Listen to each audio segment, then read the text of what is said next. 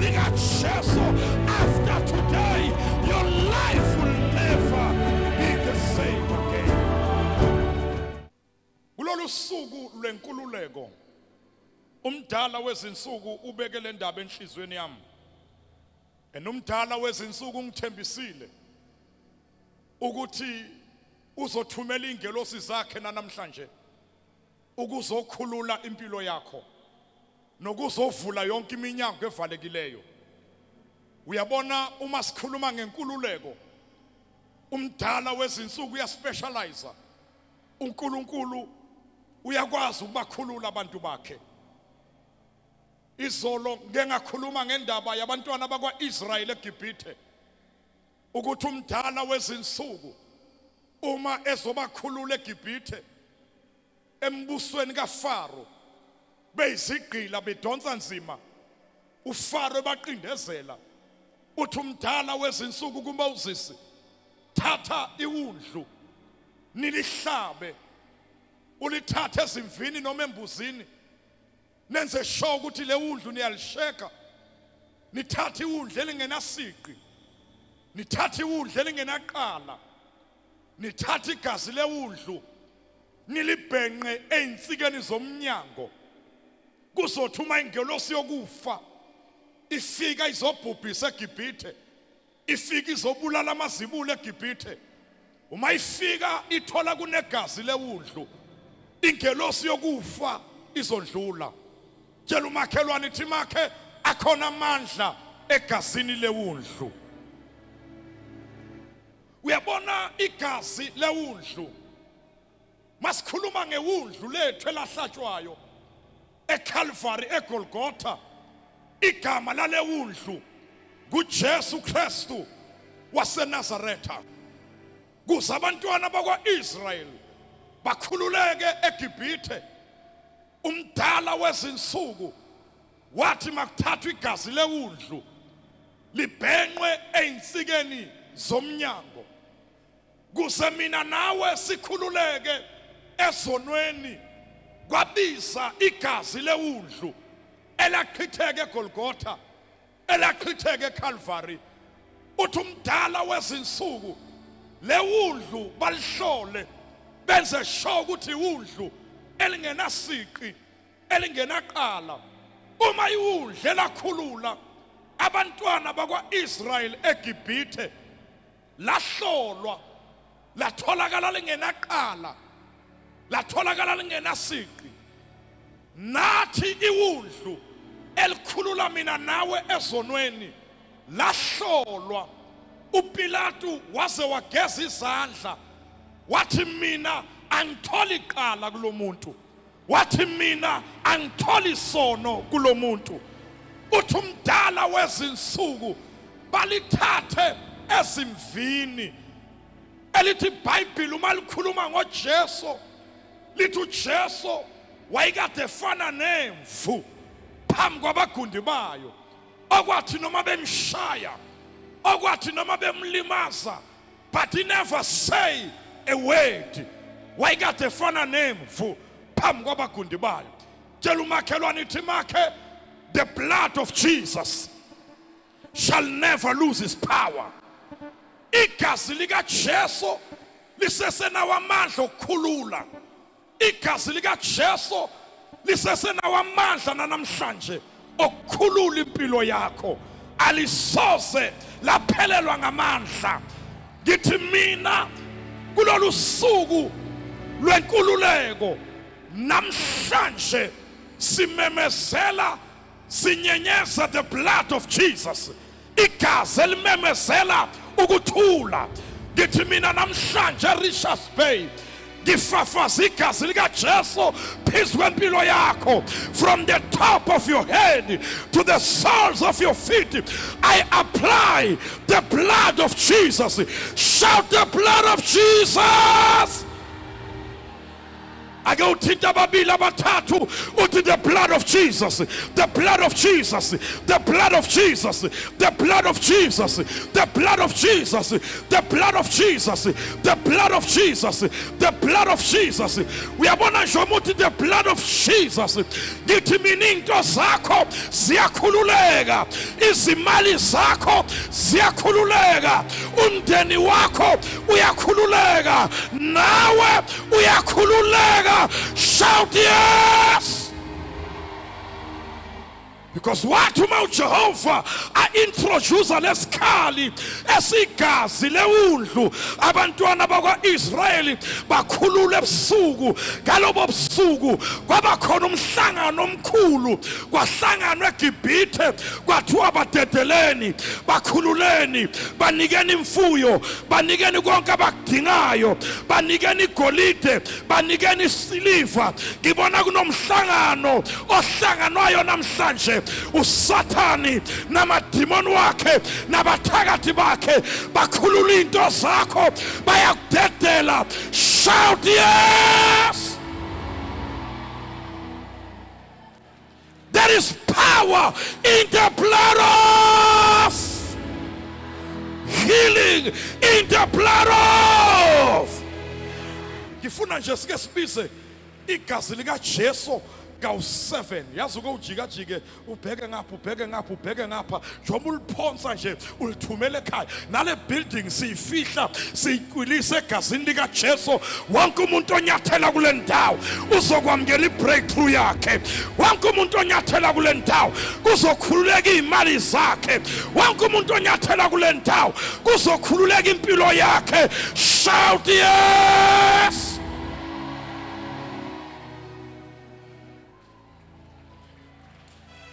Ngithi mina le district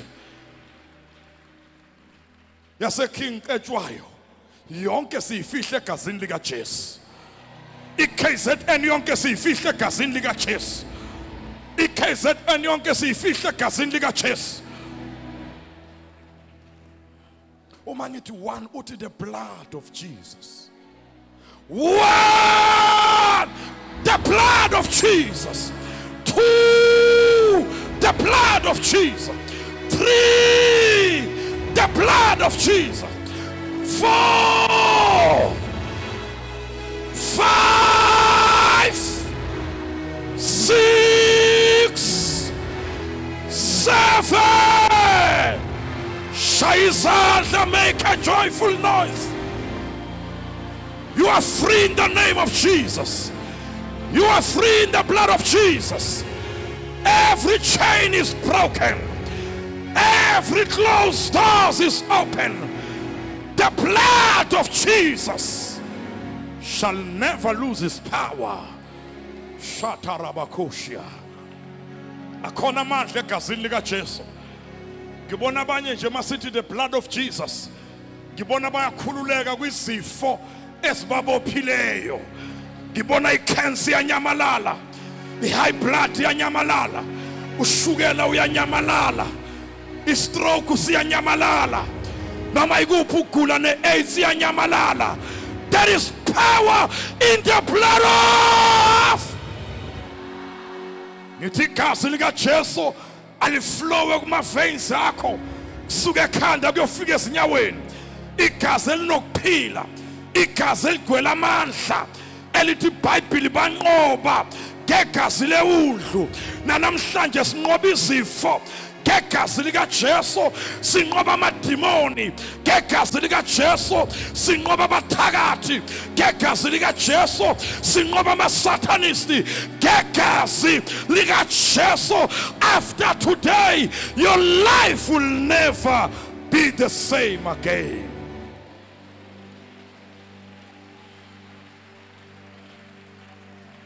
I go to Makelo and Make, I'm free, I'm free, I'm free, I'm free, I'm free, I'm free. Kule freedom day, ngikhululekile. Khululekile, ingane zami khululekile. Ifamily yami khululekile. Kuzo zonke ibopho. So umthandazo esizowenza namhlanje singahlala phansi. Sizothumela ingelosi. Ngoba uNkulunkulu ezokhulula abantu. uyaspecialize ngokuthumela ama-angels. That is why noma yobakhulula abantwana bakwa-Israyeli mase balibhenqile igazi uthi uNkulunkulu ngizothuma ingelosi yokufa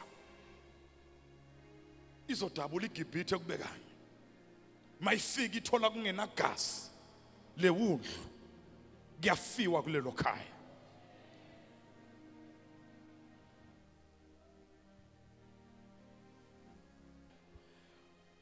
Lithi iBhayibheli abaSadusi nabo bonke laba kade besebenza nabo abapriest abakhulu lithi iBhayibheli baba nomona. They were filled with jealousy because of the apostle. Lithi iBhayibheli abapriest abakhulu namaSadusi badlela abapostoli umona because kade bane authority, kade basemagunyeni babamba abapostoli babafaka phakathi ejele babavalela. Kodwa kunento engiyithandayo lithi iBhayibheli during that night the angel of the Lord opened the doors of the prison and brought them out. Ngalobo busuku abavalelwe ngabo ingelosi kaNkulunkulu yafika yavula iminyango yabakhipha. Namhlanje umdala wezinsuku uthumela ingelosi yakhe la ovalelwe khona. Tshela umakhelwane usuku lwami lenkululeko leli. Umdala wezinsuku uzothuma ingelosi yakhe laba kuvalele khona ingelosi yofika ivula iminyango. Ake umemeze uthi I'm coming out. Shout I'm coming out. Shout I'm coming out. Enye ingelosi izofika ivula isivalo ikhahlele ngisho namadimoni namhlanje asenkingeni nabathakathi basenkingeni because na ingelosi kaSomandla izofika ivula iminyango and you are coming out.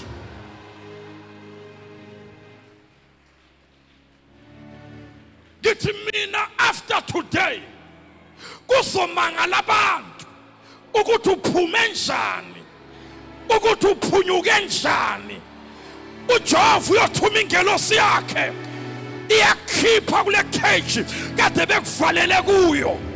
Ngithi mina kuzomangala abathakathi ebekade bekuvalele bathi baqedile ngempilo yakho kodwa bazomangala ukuthi uphume njani. Jesus.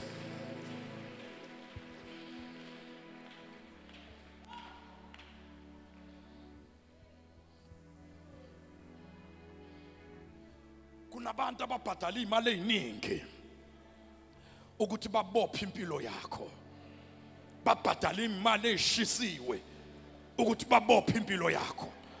Abanye bahamba indawo ezikude ukuthi babophe impilo yakho. Kodwa ngibona labo bantu labo babuyele emuva manje. Babuyela kulabathakathi ukuthi emthakathi ngakubhadala. Nangu phela lo muntu uyadrive manje. Nangu lo muntu kuyashadwa ekhaya lakhe. Naba bathola umsebenzi abantwana bakhe. Yini ngathi lo muntu wakhe awusebenzi. Ngathi ngiyabona umthakathi ethi yazi ngizamile ngikhiphe the best yomuthi. Angazi makahlule lo muthi nama ngazi ukuthi uphunyuke njani. Ngithi mina kuzomenyezelwa kuthiwa akwaziwa ukuthi uphunyuke njani because namhlanje uJehova urelease ingelosi set deliverance. Ngithi mina you are coming out. Jesus Christ. Asazi uphunyuke njani. Asazi uphunyuke njani. Ngathi ngiyabona lenyanga kade bathi bokubopha ngayo izothi mayibatshela ithi usibanibani ngambopha usaboshiwe namanje. Usibanibani nosibanibani naleya family njengoba uyibona ngathi akusinto yalutho behlupheka bedwa ngababopha. Manje lo asazi uphunyuke njani. kukhona lezi abathi zinesibuko uzothi makathi ushaya isibuko sakhe athi usafuna ukubheka ukuthi labantu baphunyuke njani uzawubona nje kuvela ukuthi GNF abona ingelosi yase GNF ingelosi ye deliverance ikhahlela izivalo ivula umnyango shout I'm coming out ngathi ngiyabona lo mthakathi athi ngamani ngokunika imali yakho uyabona laba base GNF laba ba under loligcobo lika Bishop Endinhlapho angeke sesihlulekile abakwazi ukubopheka labantu abakholela kulolu gcobo hayi thatha imali yakho hamba shout yes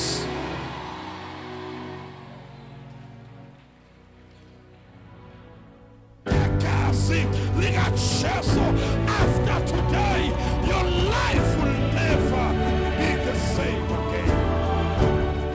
Mbukeli we GNF God Never Fails ngaphansi kogcobo lwaka Bishop Endinhlapho ngiyakubingelela ngikhona lana eGNF Richards Bay ikhaya lase King Cetshwayo district uBishop Mmezele wathi lena kuzoba head office mina ke ngingu Apostle Umbanga ngisuka all the way from eNewcastle ya kumnandi kakhulu ukuba lana kule ndawo ngaphansi kwalogcobo le ndoda engu Bishop Dr Endinhlapho ngilana ke mina ke ngibuya laphana ke eNewcastle laphana ke eMajuba district ngibuya laphana ke ngisakazela bukhoma laphana ku Absekho Bunzima Christian radio station at 100.3 FM where hardship and privation bows its knees njengoba ngilana ke nami ngishilo ngathi awu Nkosi yami inceke Nkosi ma imemezelile yathi izobilana eRichards Bay kanti ngiphuthume nami ngibe khona ukwenzela ukuthi ngizozwa ukuthi uNkulunkulu uthini na kulonyaka lona asho njalo uBishop athi it is the year to rise thina ke sikholwa kokungakholwakali siphinde futhi ke sithole okungatholakali in 2019 ungaphuthelwa ke hlala ubukele iGNF TV changing millions of lives. Igama uThabiso kaMlambo ngilapha phambi kwenu ngizofakaza ngenkonzo engizwe namhlanje hayi babukeli engubone namhlanje nami hayi cha benguqala njengoba bengiqala ukuthi ngize lapha eGNF Richards Bay cha hayi ngibone isimanga babukeli namazwi engiwazwile futhi hayi cha ngiyathemba ukuthi azongisebenzela ningaphuthelwa babukeli eGNF TV lenkonzo lena imnandi kakhulu. Sanibona bazalwane igama lami nguThembeka ngakamfuku. Ngibonga ngokuthi ngikwazile ukuthi ngize lapha nginikelela ithuba bengiqala nqa ukufika eGNF. Ngiyabonga kumfundisi Endinhlapho ngamazwi asinike wona namhlanje ngibonga kakhulu. Ngathi uNkulunkulu ngambusa isaphinde futhi nakusasa ngo11 sesithola ugcobeleni lugcobo. Ngiyabonga kakhulu. Uzikhali ngisuka esikhaweni eJ1 e18 bengilapha eRichards Bay eGNF ngizothamela inkonzo ngalosuku lenkululeko ibe mnandi kakhulu nemanga nje zezwi likaNkulunkulu elisibusise kakhulu ngendlela emangalisayo ngiyabonga. Igama lami nguNkosinathi wakamabuza ngisuka esikhaweni lapha engihlala khona namhlanje ngikhululeke kakhulu ukufinyelela kuba lenkonzo yaseGNF lapha eRichards Bay. Ngikhululeke kakhulu njengoba futhi kusuku lenkululeko ngamanye amazwi kushuthi ngikhululekile emphefumulweni wami nakuzo zonke izimo ekubhekene nazo ezizinkinga zami ngijabule kakhulu ukuba kule nkonzo okushuthi ngamanye amazwi ngisazoqhubeka nje ngibe kuyona isikhathi sonke ngoba ngubonile ushintsho lwenzekile empilweni yami kwangathi ithi ngaqhubeka njalo kungabibikho izinto ezizongivimba mhlawumbe ezingamadimoni noma ubumnyama kuba khona ngiyabonga kakhulu.